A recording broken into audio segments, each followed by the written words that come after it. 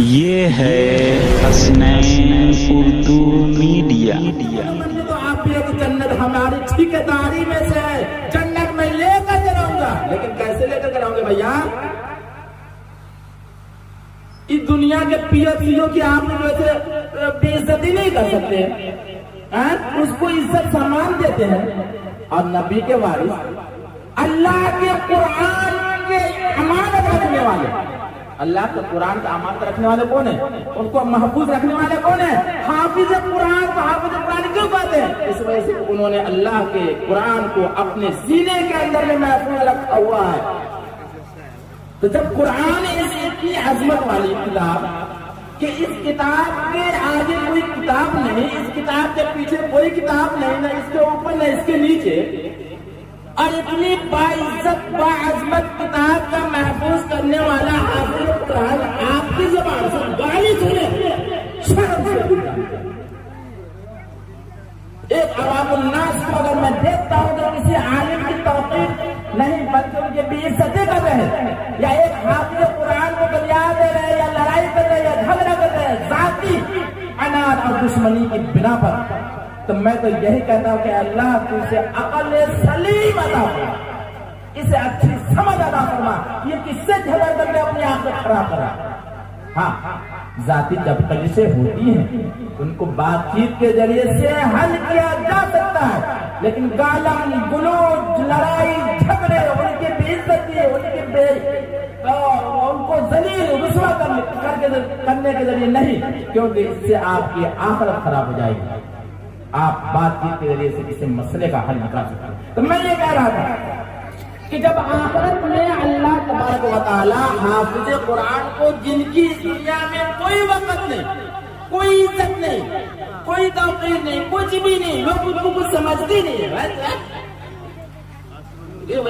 ٹوپی کرتا اجرا پاجامہ پہننے کے قابل بن جاتا ہے، تو اللہ تبارک تعالیٰ یہی اس دنیا کے اندر جتنے وہ ذلیل ہوئے ہیں، جتنے رسوا ہوئے ہیں، جتنے لوگوں کی باتیں سنی ہیں، جتنے لوگوں کے طعن سنے، ان تمام کے عوض اللہ تبارک تعالیٰ انہیں ان کی تعظیم اور ان کی عزت اور ان کی تکریم کی خاطر سب سے پہلے تو ان کے والدین کو بلائیں گے اور کہیں گے آ جاؤ، اور ایسے ہار ہیرے جواہرات جمرات یاقوت نہ جانے ہمیں معلوم ہی نہیں، اللہ تبارک و تعالیٰ حافظ قرآن کے والدین کو کن کن قیمتی اشیاء اور کتنے ہیرے اور جواہرات اور موتیوں سے سجایا ہوا تاج پہنائے گا کہ سورج کی روشنی مت اس کی چمک دمک کے سامنے میں یہ جو سورج جس کو ہم دیکھ رہے ہیں، جس کے سامنے ہماری آنکھ نہیں ٹھہرتی ہے، کل وہ سورج اس روشنی کے سامنے میں مات پڑ جائے گا۔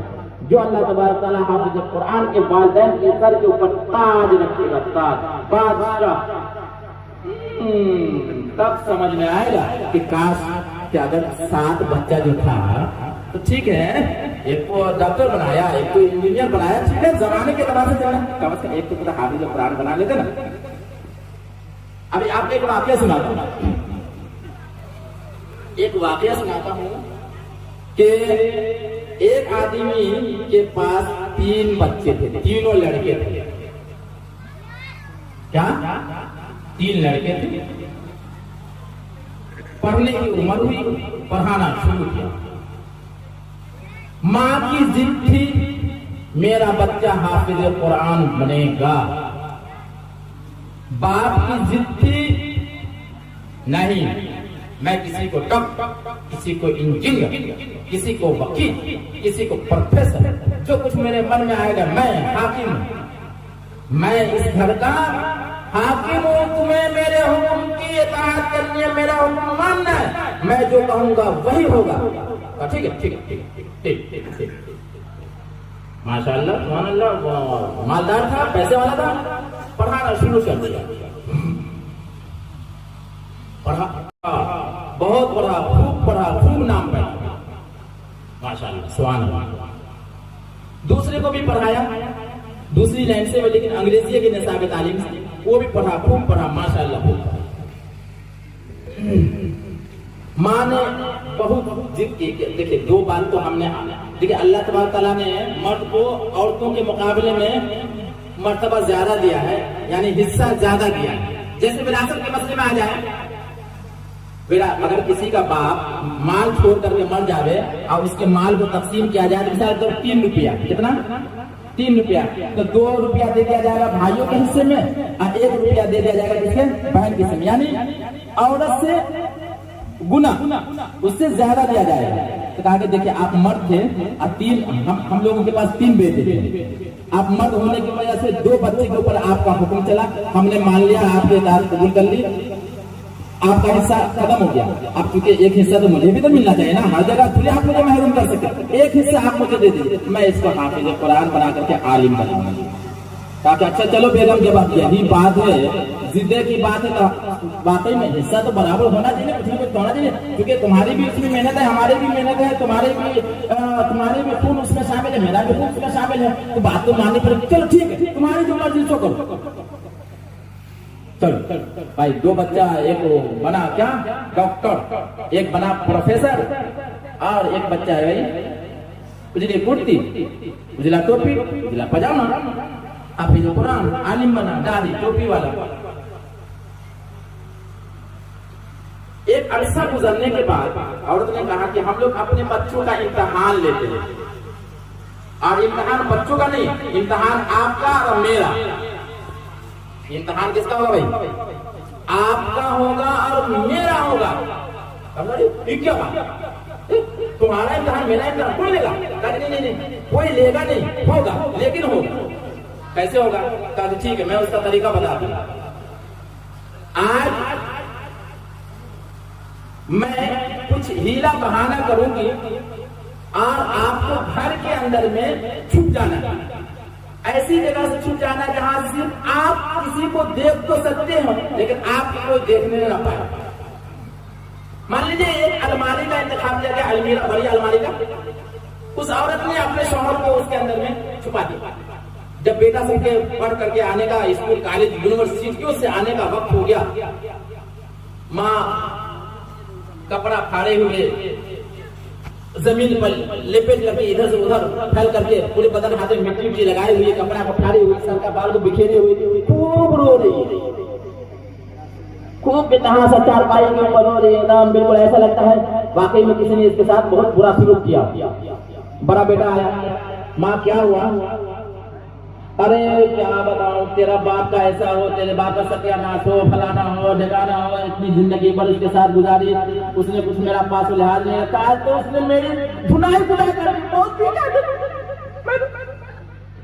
اچھا ٹھیک ہے, اچھا ٹھیک ہے, کال کر کے چلا گیا. اس کا باپ دیکھ رہا سارا. دوسرا بیٹا ہے, ماں اور زارو پتا رو رہی ہے, آپ چیخے ماں کر کے رو رہی ہے. ماں کیا ہوا,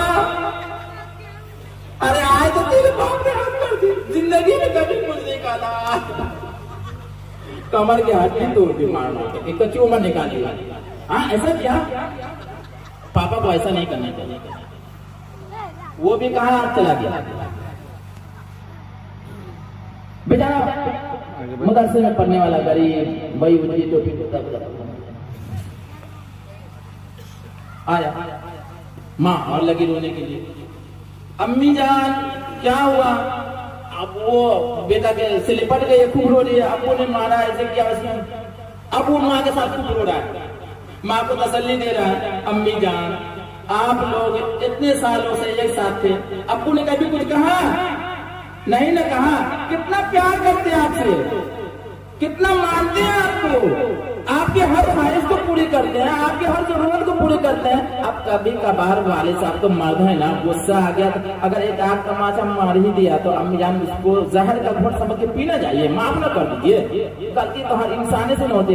ہم ابو کو بھی کہیں گے کہ آئندہ سے ایسا نہ کریں, ابو کو بھی سمجھائیں گے, آپ کو بھی ہم کہتے ہیں کہ کیونکہ آپ کو لوگوں کو پھر ایک ساتھ رہنا ہے, زندگی گزارنی ہے, تو ایسے اگر تنے تنے رہیے گا, ایک دوسرے سے خفا رہیے گا تو معاملہ بگڑ جائے گا. ہم جانے دیجیے ان سب باتوں کو ختم کیجیے, اور ابو سے ہم ضرور کہیں گے کہ آپ کو آئندہ اس طرح نہ مارے, اور آپ کہیں گے کہ آپ کی تعظیم کرے, آپ کو عزت دے, آپ کو سامان دے, اور بیوی کے جو حقوق ہیں وہ دے. ہو گئی بات ختم. اس کے بعد بچے سب کھائے پیے چلے گئے اپنا. اب اس عورت نے کہا کہ آپ آئے نکل کر کے.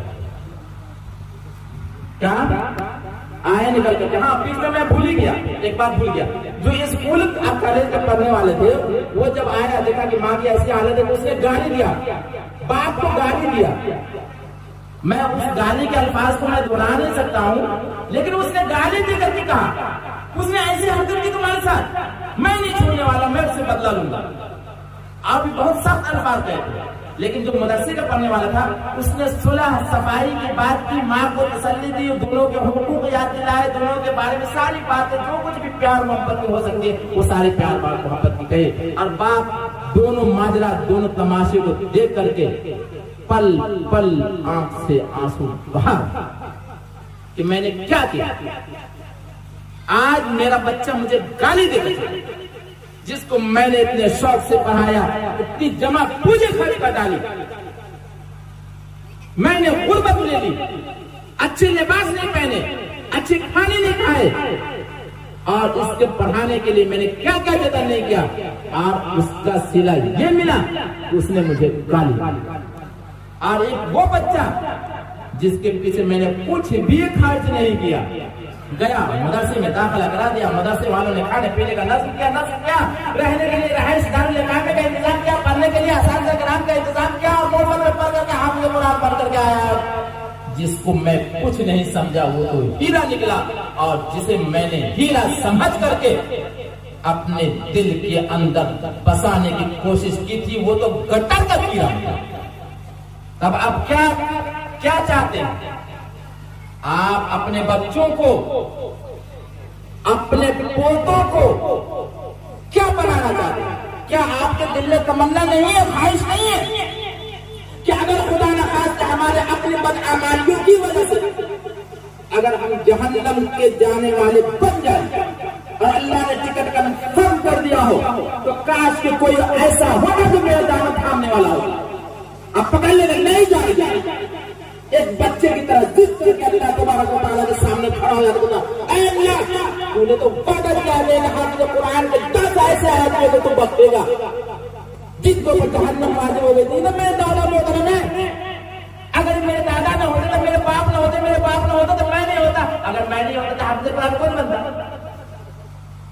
تو میں حافظ قرآن جو بنا ہوں میں اپنے باپ کی نسل سے نا. اب میرے باپ کس کی نسل سے؟ اپنے باپ کی نسل سے نا. تو نسل ملتی ہوئی چلی جا رہی ہے، تو آپ ان کو اگر نہیں جانے دیں گے جنت میں تو آپ کیسے جائیں گے؟ جانے دیجیے، جانے دیجیے.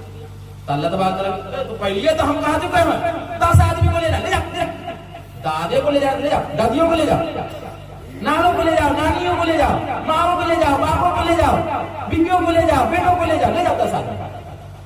اس دن سمجھ میں آئے گا کہ اے کاش کہ میں بھی ایک بچے کو حافظ قرآن، ایک بھی بچے کو عالم دین بنانا.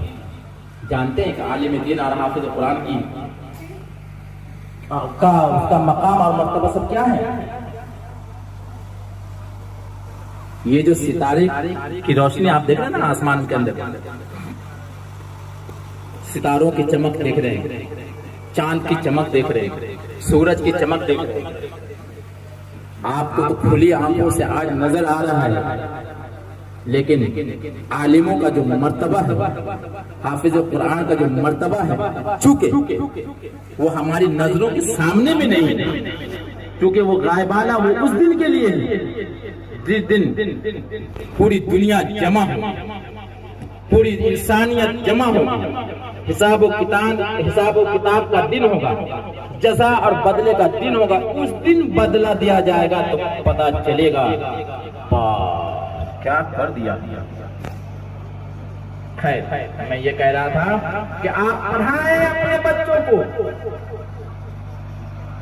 ڈاکٹر بنائے میں منع نہیں کر رہا، انجینئر بنائے میں منع نہیں کر رہا، آپ جو کچھ بھی پڑھانا چاہیں پڑھائیں، لیکن مکاتب کے اندر، مدارس کے اندر دینی تعلیم کم از کم اتنی اس کو ضرور دلا دے کہ اگر آپ من جائے تو کم از کم سورہ فاتحہ بھی پڑھ کر کے آپ کے نام پہ کر سکتے. کیونکہ جانتے ہیں ہر انسان کی اولاد، ہر انسان کی اولاد کے اچھے یا برے عمل کا نتیجہ ان کے والدین کو ملنا ہے. اگر میں نیکی کے کوئی کام کروں, میں قرآن پاک کی تلاوت کروں, تو جتنا ثواب مجھے ملے گا اس میں ایک کو پیسہ کمی نہیں کرے گا اللہ تبارک تعالیٰ, اور اتنا ہی ثواب ڈائریکٹلی میرے والد صاحب کے کھاتے میں پہنچتا ہے.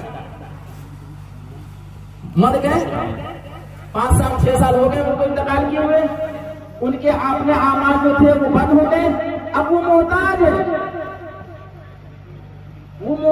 ہے کہ کاش کہ کوئی دعا کا تحفہ آتا, کاش کہ کہیں کلام پاک کی تلاوت آتی, کاش کہ کوئی صدقہ آتا, کاش کہ کوئی خیرات آتا, کوئی بھی اقارب رشتہ دار اس کے نام سے اللہ کے نام پہ کسی کو دے دیتے, اس کا ثواب پہنچتا. لیکن اولاد اگر نیک اور صالح اولاد چھوڑ کے گیا ہوگا تو جو کچھ بھی وہ عمل کرے گا, میں نماز پڑھتا ہوں, کلام پاک کی تلاوت کرتا ہوں, جتنا ثواب مجھے مل رہا ہے اتنا ثواب ڈائریکٹلی میرے والد صاحب کے کھاتے میں بھی مل رہا ہے.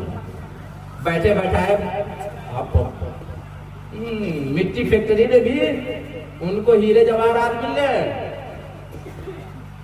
میرے محترم بزرگ اور دوستوں, تعلیم بری چیز نہیں ہے, کسی بھی لائن سے تعلیم بری چیز نہیں ہے, لیکن کم از کم دینی تعلیم اتنی ہونی چاہیے کہ آپ کے عقائد پختہ ہوں, آپ کے عقائد پختہ ہوں, دین اسلام کے جو ضروری مسائل ہیں ان سے واقفیت ہو, چونکہ طلب العلم فریضۃ علی کل مسلم و مسلمہ, کہ علم دین کا حاصل کرنا ہر مسلمان مرد اور عورت پر فرض ہے. کتنا؟ جس سے آپ کی نماز ڈھنگ سے ہو سکے, مسائل تصور آنا چاہیے, واجبات آنا چاہیے, فرائض آنے چاہیے, شرائط آنے چاہیے. چونکہ جب تک کہ آپ کو کسی چیز کا علم نہیں ہوگا آپ اس کو ڈھنگ سے ادا نہیں کر سکتے. تو اتنا علم کہ جس سے آپ کی نماز صحیح ہو سکے, آپ کے وضو کب ٹوٹتے ہیں نہیں ٹوٹتے ہیں, آپ کی نماز کب ٹوٹتی ہے نہیں ٹوٹتی ہے, آپ کا روزہ کن کن چیزوں سے ٹوٹ جاتا ہے نہیں ٹوٹتا ہے, ان تمام مسائل کا جو موٹے موٹے مسائل ہیں ان کا علم ہونا ضروری ہے, یہ فرض ہے. بات لمبی ہوتی چلی جا رہی ہے, علماء کرام موجود ہیں, میں کہاں چپتی اور چپتی کا شور, میں آپ کے سامنے بیٹھ گیا تو بیٹھ گیا, اٹھنے کا نام ہی نہیں لے رہا ہوں, میں چلا جاؤں. اللہ تبارک و تعالی ہم لوگوں کو کہنے اور سننے سے زیادہ دنیاوی تعلیم اور دینی تعلیم اتنا ضرور, اگر دنیاوی ہی تعلیم کرنی ہے تو ایک نیت ضرور کر لیں, آپ کو وکیل بننا ہے شوق سے بننا ہے, لیکن نیت کیا کرنی ہے کہ اگر ہمارا کوئی مسلمان مظلوم بھائی کسی بنیاد پر اس کو سزا ہو رہی ہے یا جیل کا اندر جا رہا ہے, میں ان کے مقدمے لڑوں, ان کو رہائی دلاؤں, کیونکہ وہ میرا مسلمان بھائی. اگر آپ نے یہ نیت کر لی اور اخلاص کے ساتھ آپ نے ان کا مقدمہ لڑا, جو فیس ہے وہ تو ملے گی, لیکن اخلاص کے ساتھ آپ نے مقدمہ لڑا, اللہ تبارک تعالیٰ اس کا بھی جزا اور اجر. اسی طرح آپ ڈاکٹر بنے, آپ یہ سوچ کر کہ اگر کوئی مضبوط مسلمان بھائی اگر آ گیا خدا نہ خاصے اور ان کی جان بچانی ضروری ہے, ان کے پاس پیسہ نہیں ہے تو میں ان کی مفت علاج کر دوں گا اللہ کے واسطے, اللہ تبارک تعالیٰ مجھے اجر دے گا. نیت کر لے, ڈاکٹر بھی بنے, انجینئر بھی بنے, پروفیسر بھی بنے, سب کچھ بنے, لیکن دین کی جو ضروری مسائل ہیں ان کا بھی علم ہونا ضروری ہے. اللہ تبارک تعالیٰ ہم لوگ کو کہنے اور سننے سے زیادہ عمل کرنے کی توفیق عطا فرمائے. اگر ہماری ویڈیو اچھی لگی تو حسنین اردو میڈیا کو لائک کریں, کمنٹ کریں, شیئر کریں اور سبسکرائب کرنا بالکل نہ بھولیں.